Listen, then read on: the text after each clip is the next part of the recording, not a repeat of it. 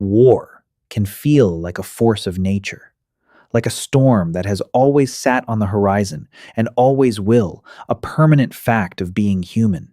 But it is not. War had a beginning. For almost all of our history, organized war simply did not exist, and the thing that finally created it was not evil, or hatred, or some warlike gene buried in us. Nobody ever sat down and invented war. It grew, accident by accident, out of the most ordinary things humans have ever done: settling down, growing food, and protecting our own. So, where did war actually begin?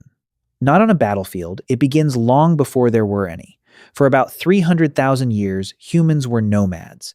We owned almost nothing, carried what little we had, and moved with the seasons. Violence happened, a raid, a feud, a fight at a watering hole, but there was nothing to conquer, no borders, no cities, no storehouses. You cannot wage a war over a field when nobody owns the field. And yet, the seed was already there.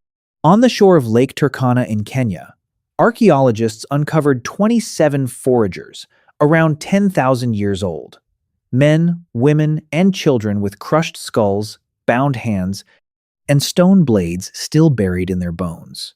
A whole band wiped out by another band that simply wanted what they had. An older site in Sudan, perhaps 13,000 years old, tells the same story. War had not been invented yet, but the wanting had. So, what finally lit the fuse? It was not a weapon at all. It was farming. Roughly 12,000 years ago, humans did something that quietly rewired the entire species. We stopped wandering, and we started to farm. And for the first time, people had things worth keeping: grain in storage, animals in pens, land that was suddenly worth more than the empty ground beside it, a surplus, the word mine.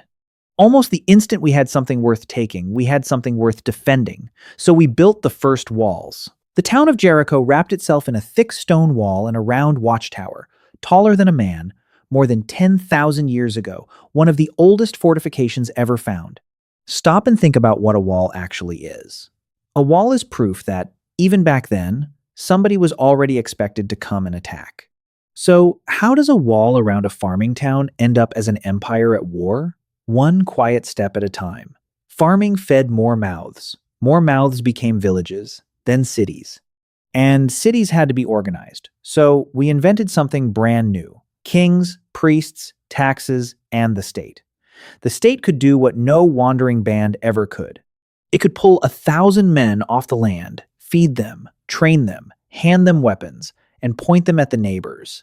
That is the moment the army was born. Not a mob with clubs, but an organized force whose entire job was war. In the hot marshlands of ancient Sumer, in what is now Iraq, the world's first true states turned that new power loose on each other.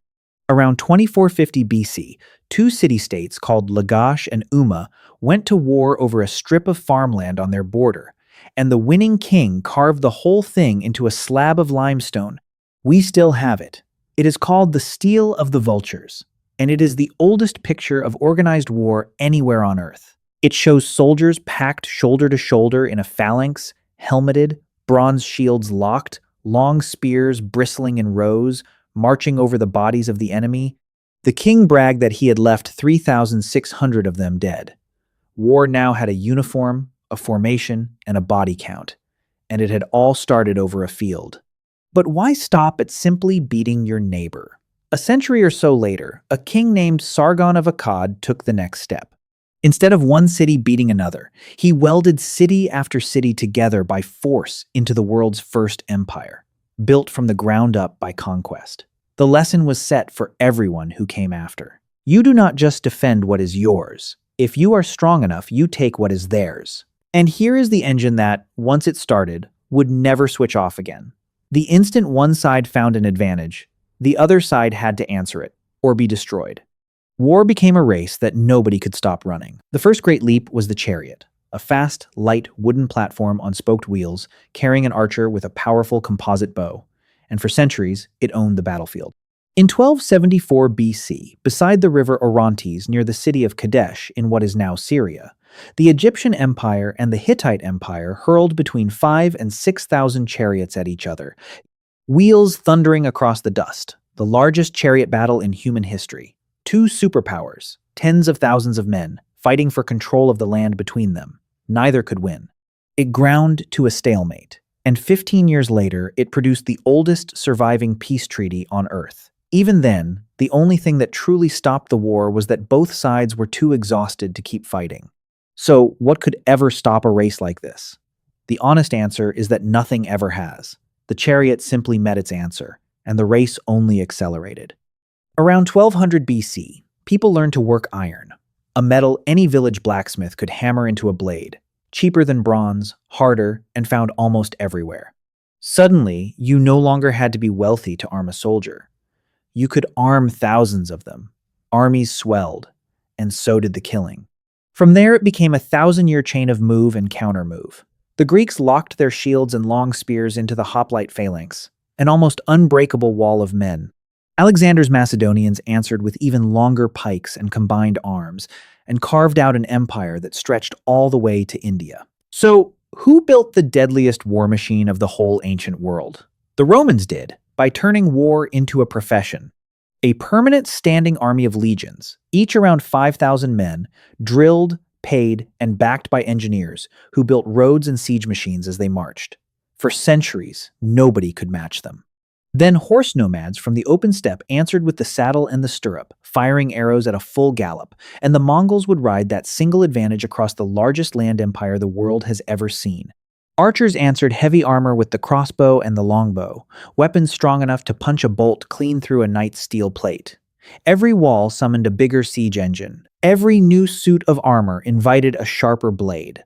And the deadliest leap of all? It came from people who were not trying to build a weapon at all.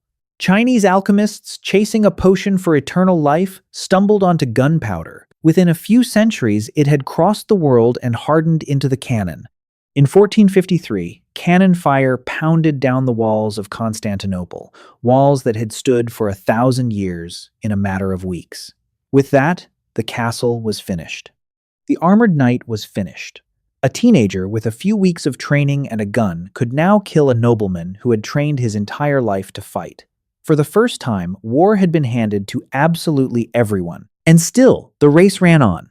To answer the cannon, we flattened our tall stone walls into low, angled, star-shaped forts of packed earth that made the heavy cannonballs skip off and do nothing. Attack, defense, attack again.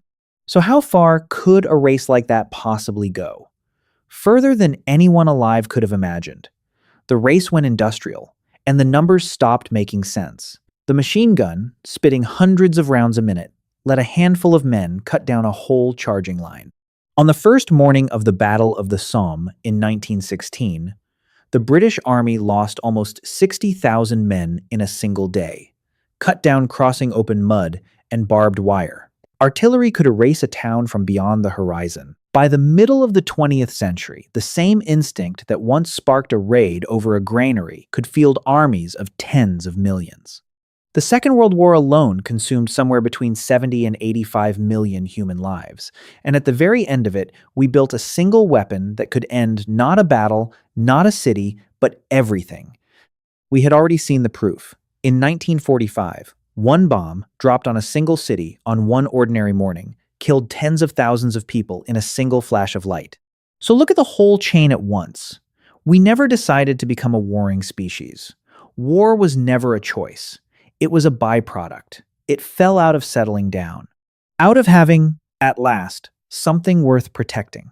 Out of the oldest instinct we carry, the urge to guard our own people against everyone we have quietly decided are not our people. And here is the part that should stay with you. Almost every weapon in that 10,000-year race was built by someone who believed, in that moment, that they were protecting something they loved. War did not come from our cruelty. It came from our care, scaled up, armed, and aimed outward. And once the race began, it never once let us stop. We started it over a field. We are still running it. And now, for the first time, the finish line might be the end of us.